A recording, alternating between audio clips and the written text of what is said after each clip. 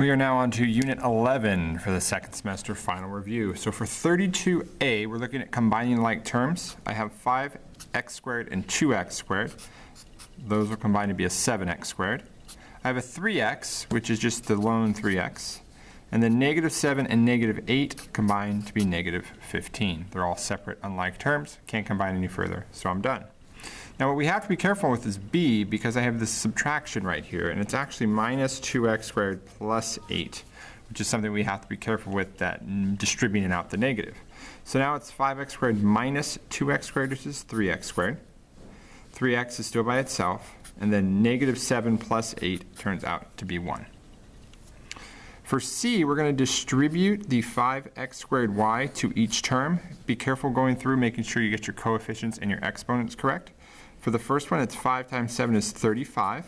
Then I have x squared, and x to the third is x to the fifth, and a lone y. Next one is going to be negative 20. X squared and x is x to the third. Y and y is y squared. And last is negative 5x squared y. For d, I'm going to do distributive property first, and then combine like terms. I get 12c to the third minus 15c. For the last term, I'm going to get a negative 9c squared. Now I look here, see if I can combine anything. I got a c to the third, a c, and a c squared. So we're just going to make it 12c to the third minus 9c squared minus 15c by just making it in descending order. Now for e, I'm going to multiply, and since I have a coefficient in front of each of the x's, I'm going to use the box to multiply. You could also use FOIL, but I'm really, I prefer the box method when solving. I think it keeps things organized, but well, if you're in my class, you already know that. So we're going to multiply. 3x and 2x gives us 6x squared. 2x and 5 is 10x. 3x and negative 7 is negative 21x, and then a negative 35. So when I look at my terms, I have a 6x squared. 10x and negative 21x is negative 11x, and then last minus 35. For f, I'm going to make a 3 by 2 box because I have 3 terms in one of my polynomials. And that's going to be 3x squared, x and minus 4, 2x and minus 5. So I have 6x to the third, 2x squared minus 8x, a negative 15x squared, negative 5x, and a 20. So combining like terms, I get 6x to the third. We have a negative 15 and a 2 for our x squared coefficients, so that's negative 13x squared.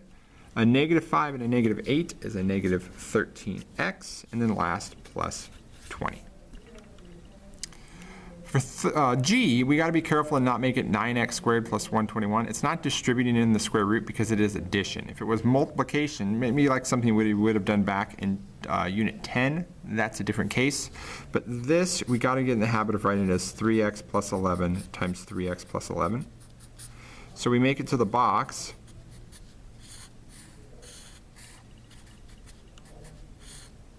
We get 9x squared, 33x, 33x, and 121. So our answer is 9x squared. 33 and 33 is 66x, and then 121. For h, I'm going to do the same idea and multiply 5y minus 1 times itself first. So take care of these two. I get 25y squared minus 5y minus 5y and 1. So that comes out to be 25y squared minus 10y plus 1. Now, I bring down the 2 that was out in front, and I need to distribute it in, and it becomes 50y squared minus 20y plus 2. For I, if I do the box, I squared plus 3 and or x squared plus 3 and x squared minus 3, I get x to the fourth, 3x squared, negative 3x squared, and a negative 9. My like terms, the 3x squared and negative 3x squared, actually become 0. So it's x to the fourth minus 9. Last for j, it's going to be combining some terms here. I'm going to go through and make this negative 11x plus 3. I don't want to forget to distribute the negative out. And really my largest exponent is an x squared. I got an x, and I'm going to have a constant. So I need to figure out how much I have of each. So I have 4x squared and 9x squared, so that gives me 13x squared. I'm going to cross those out. Now I have negative 5, negative 2, and negative 11, and that looks like a negative 18. Cross those out. I'm left with 6 and 3 is a 9. So my answer is 13x squared minus 18x plus 9. For k, I have 3 binomials, and I'm just going to pick 2 of them to multiply first, and then whatever result I get from that, I'm going to multiply the last one to there. And so if I take these first 2 and multiply x plus 6 and x minus 2, I get x squared, 6x minus 2x and minus 12 to get x squared plus 4x minus 12. I then bring down the 3x plus 1. And I'm going to multiply this now, so it's x squared plus 4x minus 12. And then we have a 3x plus 1. Gives us 3x cubed, 12x squared, minus 36x, x squared, 4x, and minus 12. Combining my terms, I have 3x cubed. X squared and 12x is 13x, negative 36x and 4 is negative 32x, and then the negative 12 on the end. Now we shift gears and we look at factoring. So that was kind of the other portion we looked in this chapter. So I'm going to look at 33a first. I look and see a common factor of 5 and an x in all of them. So if I take that out of each term, I'm left with x squared plus 5x minus 9.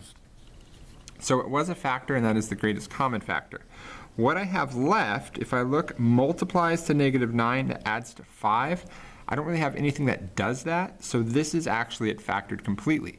It's not that it's not factorable because I'm stuck with this. It's the fact we have a 5x, and that was the common factor.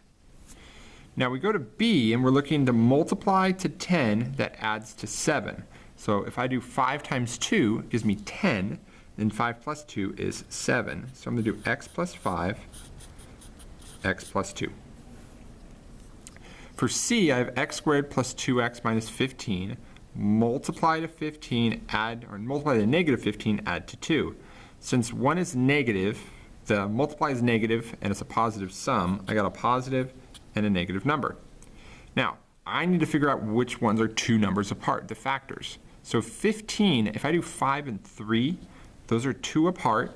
So if I do positive 5, negative 3, they add to be 2. So now it's going to be x plus 5, x minus 3. For D, multiply to 36, add to 9. A negative product, but a positive sum means one's positive, one's negative. So I need them to be 9 apart. Well, 6 times 6 is usually the first one we think of for 36, and those are not 9 apart, they're the same number. But if I think of 12 and 3, those are 9 apart. So if I go positive 12, negative 3, those add to 9. So it's x plus 12, x minus 3. For E, I'm looking at multiplying to negative 21 that adds to negative 4.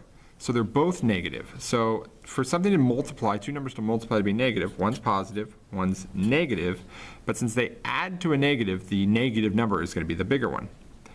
They still got to be 4 apart though. So for 21, 7 and 3 are probably the first ones we think of. They are 4 apart, so we're going to have to go negative 7, positive 3, which we check. That does add to negative 4. So it'll be y plus 3, y minus 7. Now for this last one, we're still going to follow the same process we have been doing and look at 32, multiply to 32, add to 12. 32, we could do 8 and 4, which happens to add to 12, so we'll do 8 and 4. But instead of just being like something a plus 8, a plus 4, the fact we have these b's here means it's going to be attached to the second term in each binomial. So I'm going to make it a plus 8b and a plus 4b. They still multiply, so if I multiply these two and went in reverse, it would give us 32b squared. If I add them, it gives me 12, it would be 12ab if we went in reverse to multiply, and then the a squared. So these would be our two factors. Notice I had the b squared on the other end opposite to the a squared. It's just the way that it will work out for us.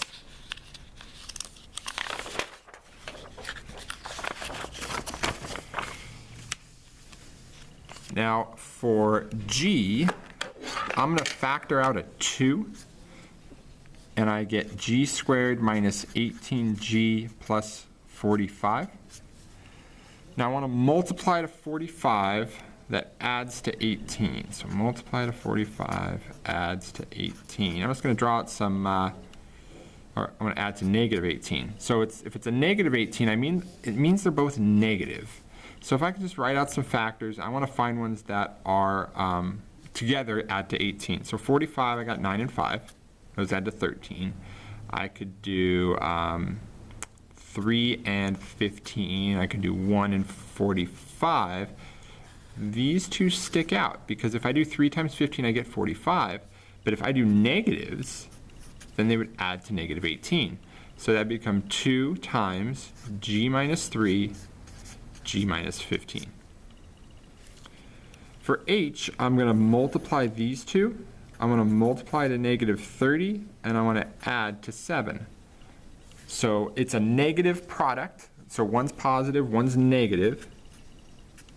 Add to 7, it looks like I do positive 10, negative 3. Now what I'm not going to do is make it x plus 10, x minus 3. I have to now split this term, and I do that now because I have a coefficient out in front of the x squared, which happens to be a 6. So when that happens, this is the process we're going to do. I'm going to go 6x squared, break apart 7x into plus 10x, minus 3x, minus 5. Now we do something called factor by grouping. I'm going to factor the first two terms together. I can take out a 2x, and I get 3x plus 5. The last two terms I can take out a negative 1, and I get 3x plus 5. The key thing is these two match. So I take that out now. 3x plus 5 are matching terms, and then our leftovers are 2x minus 1. Now for I, I'm looking to multiply to 10, and it adds to 11. Well, that one, 10 and 1, would fit that. So we're going to go 5y squared plus 10y plus y plus 2. I can factor out a 5y for the first one. I get y plus 2.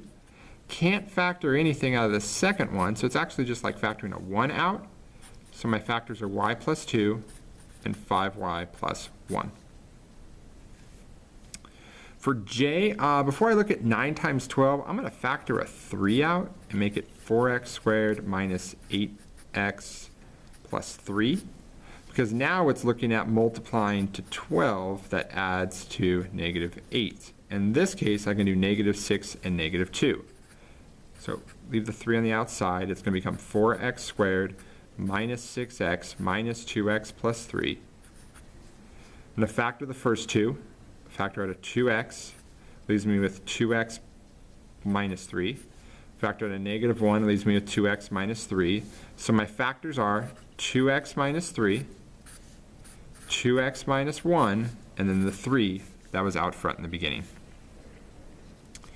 For k, I'm looking at multiplying to 49. That adds to negative 14. So 7 and 7 would give me 49. So I can make these x minus 7, x minus 7, which together would be x minus 7 squared. For L, I'm going to factor out a 5a, because it's the common factors, leaves me with a squared plus 6a plus 9. Multiply to 9 adds to 6. That's going to be 3 and 3, so I could go a plus 3, or just write it as 5a times a plus 3 squared. M is a difference of two squares. We recognize it because it's two terms and they're both perfect squares. So this one's going to be 3x minus 5, 3x plus 5. For n, anytime we get four terms, we want to look at factor by grouping, kind of like what we did up here in breaking the terms apart. So I'm going to factor out of the first two a 3x squared, leaves me with x minus 4. I could then factor a 2 out of the second two terms, and that gives me an x minus 4. They match. then my leftovers are 3x squared plus 2. Last one for O, I am going to do factor by grouping again. I can factor out a 3y squared, leaves me with 2y plus 1. Let's factor out a 5, 2y plus 1. So we get 2y plus 1, 3y squared minus 5 is our leftovers, and there's our factors. Now for 34, select the expression that is equivalent. I could multiply these all out, but I'm going to do something first, and notice they both have an x plus 7 in them. So I could take the x plus 7 out of each of them. That leaves me with 1 x plus 7 here minus x minus 2, because that one is gone. So it's like the squared one is gone and that one is gone. So that is actually what this answer is. Now once we take it out, it matches. We're not going to be able to get rid of this x plus 7, so that's why this answer does not work. We could multiply it together and see what it comes out to, so let's do that. So then we have x plus 7, and then in this parenthesis, x minus x is 0, 7 minus a negative 2 is 9, so then it's going to be x plus 7 times 9, which is not that, and it's certainly not that, so D would be our best answer.